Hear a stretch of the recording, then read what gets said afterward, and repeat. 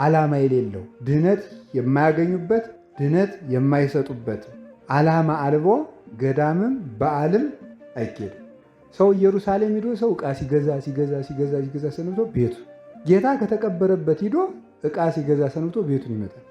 ይገርማል እኮ ያለ ዓላማ በዓል መሄድ ገንዘብ አቃጥሮ ጉልበት አድክሞ ጊዜ አጥፍቶ ሂዶ ያለ ዓላማ ደክሞ ይመጣል። ሰው መጀመሪያ ገዳም ሲሄድ የሚያደርገውን የከተማው ሰው ልንገራችሁ፣ አንድ ፎቶ ሁለት የገዳሙን ሱቅ ነው የሚጠይቅ። የመጀመሪያ ፎቶ እንደገባ የሚያደርገው ፎቶ ነው። ቀጥሎ ደግሞ የገዳሙን ሱቅ ያደርግና ፎጣ ይገዛል። ተመስገን ነው ግዙ። ገዳሙም እጅ ስራውን ሰርቶ ጥሬ ይገዛበታል። ጥሩ ነው፣ መግዛታችሁ ጥሩ ነው፣ ደግሞም ለበረከት ነው። ግን ዓላማው መጀመሪያ የእግዚአብሔር ዓላማ ነው መቅደም ያለበት። ቤተ ክርስቲያን ሳይሳለም ለበረከት ዳቤ ስጡኝ ይላል። ለበረከት ንፍሮ አለ ቋጥሮ ሲጨርስ ይሳለማል። ሚዛትን ቆጣጥሮ ሲጨርስ ማለት ነው። ይሄ ነው መስተካከል ያለበት ማለት ነው።